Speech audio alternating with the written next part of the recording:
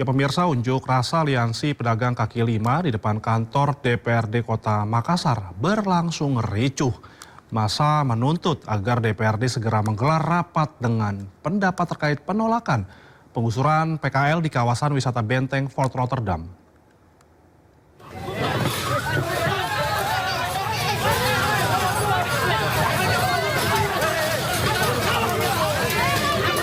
Suasana tegang mewarnai aksi unjuk rasa aliansi pedagang kaki lima di depan kantor DPRD Kota Makassar, Rapocini, Kota Makassar, Sulawesi Selatan.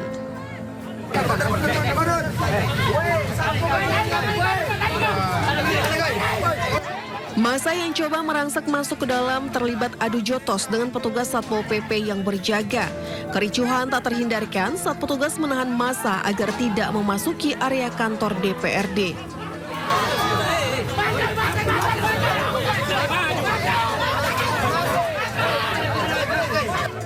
Kedatangan para pedagang bersama mahasiswa ini menuntut kepastian agar rapat dengar pendapat terkait nasib PKL di kawasan wisata Fort Rotterdam segera dilaksanakan. Tuntutannya kita adalah jelas bahwa bicara persoalan penolakan penggusuran PK5 yang ada di Benteng Rotterdam. Artinya PK5 di sana penjual es kelapa secara fakta empiris itu jelas bahwa sudah lebih 50 tahun menjual dan itu menjadi salah satunya bantalan ekonominya masyarakat di sana. Jadi begini, waktu aksi hari Senin kemarin sebenarnya kita sudah diterima oleh salah satu anggota DPRD, tapi di sini yang menjadi kendala adalah bukan komisinya. Kemudian yang kedua, surat itu belum ditandatangani oleh ketua DPRD sendiri.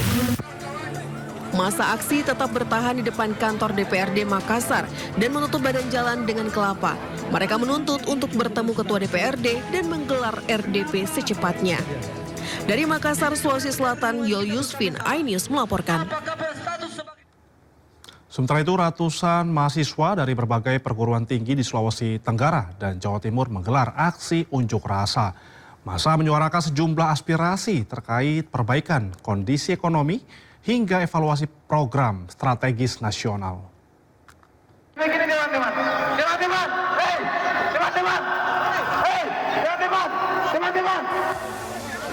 Aksi unjuk rasa mahasiswa yang tergabung dalam Badan Eksekutif Mahasiswa Fakultas Keguruan dan Ilmu Pendidikan Universitas Halu Oleo di depan kantor DPRD Provinsi Sulawesi Tenggara di Kota Kendari berlangsung ricuh. Aksi saling dorong pun tak terhindarkan antara mahasiswa dan petugas keamanan.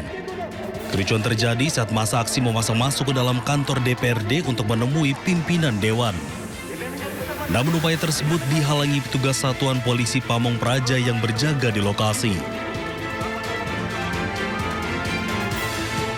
Aksi ratusan mahasiswa dari berbagai universitas di Jawa Timur memadati Jalan Gubernur Suryo di depan Gedung Negara Gerahadi, Surabaya. Massa aksi bergantian menyampaikan orasi dan menuntut pemerintah melakukan perbaikan kondisi ekonomi yang dinilai memberatkan masyarakat.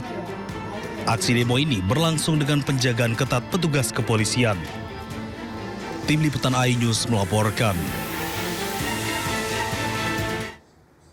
Tidak hanya itu pemirsa, mahasiswa tergabung Aliansi Badan Eksekutif Mahasiswa Seluruh Indonesia atau BMSI menggelar unjuk rasa di depan gedung DPRD Jawa Barat. Dengan mengusung tema Indonesia Darurat, massa menyuarakan sejumlah tuntutan krusial terkait kondisi perekonomian nasional dan kebijakan fiskal pemerintah. Ratusan mahasiswa menuntut perbaikan ekonomi dalam menyuarakan tuntutannya.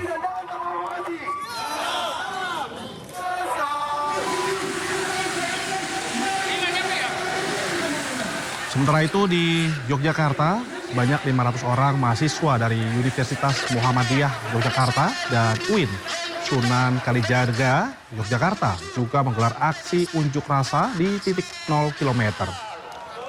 Dalam aksinya, mahasiswa menyampaikan tuntutan mereka kepada pemerintah, salah satunya menurunkan harga bahan pangan.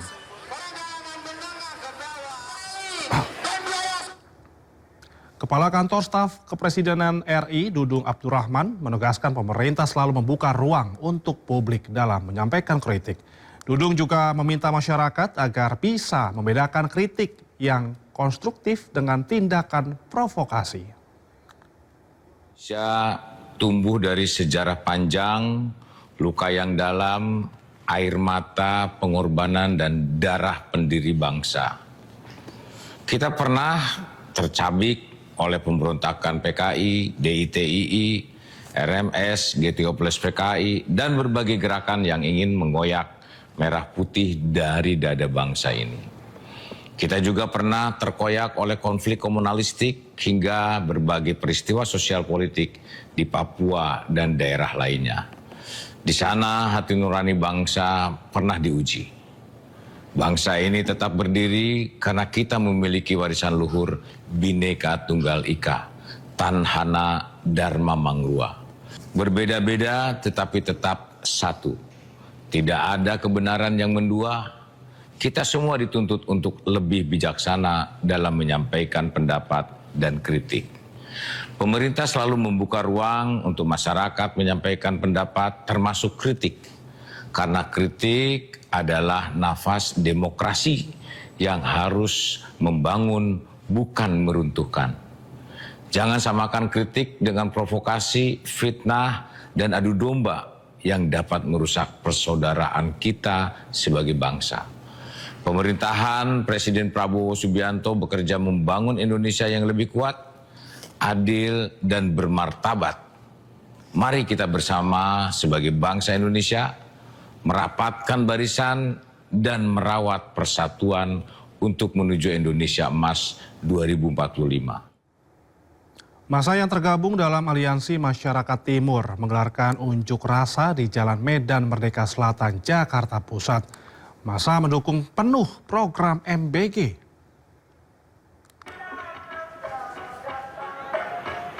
Aliansi Masyarakat Timur menilai program MBG positif dan menjadi solusi dalam meningkatkan kesejahteraan serta gizi masyarakat.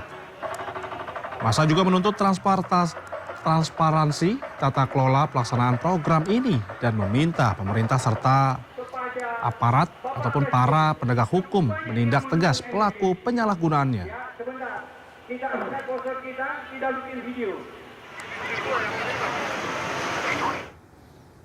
Pemerintah menyiapkan sejumlah penyesuaian kebijakan terkait program makan bergizi gratis. Di antaranya menghentikan sementara pembukaan dapur atau SPPG baru serta optimalisasi penerima manfaat di berbagai wilayah. Beberapa yang sudah kita dengar, misalnya pertama bahwa akan ada penghentian pembukaan SPPG ya yang baru, jadi fokus untuk yang sekarang sudah ada. Kemudian penghitungan insentif yang dikembalikan pada metode yang sebelumnya, yaitu berdasarkan penerima manfaat. Menurut laporan atau menurut rapat yang sudah dilaksanakan beberapa waktu yang lalu di Kemenkopangan, hitungannya bisa menghemat sampai kurang lebih 1 triliun setiap bulannya. Artinya setahun itu bisa 12 triliun.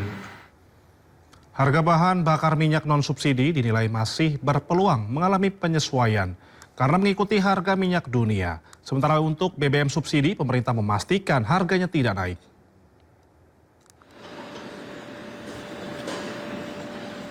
Pemerintah menegaskan penyesuaian harga BBM non-subsidi akan terus mengikuti pergerakan harga minyak dunia.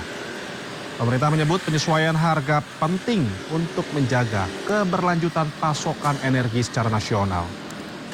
Untuk BBM subsidi seperti Pertalite dan solar, pemerintah menegaskan harganya tetap dijaga untuk melindungi masyarakat rentan. Meskipun terdapat dinamika geopolitik global.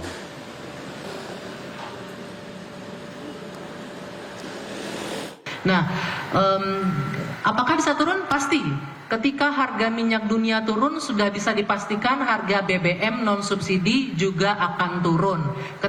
Begitu juga sebaliknya, ketika harga minyak dunia mengalami kenaikan, mau tidak terhindarkan, harga BBM non-subsidi harus menyesuaikan dengan harga keekonomiannya.